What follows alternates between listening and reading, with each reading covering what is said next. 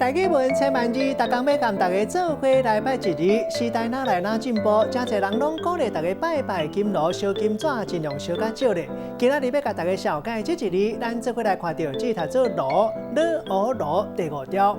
炉代表讲会当煮食，或者是互咱身躯较烧热的设备，咱讲炉，像咱讲火炉、加速炉。另外火锅咱嘛讲炉，像讲羊肉炉、牛肉炉，也有拜拜插香含烧金纸的家私，咱讲金炉、香炉。带大家做伙来了解两个词。头一个读做炉丹，这个意思就是香灰，就是烧香拜拜了后，留伫咧香炉内底香灰。过去一寡民众搞欠算迷信，误会讲会当治疗镜头做药啊，当然这是唔对的。另外第二个词读做炉天炭，这个词是为台日大词典内底有收到，字面的意思就是讲加添火炭入去到炉里，卖当讲是夏茶天火岛有煽动的意思。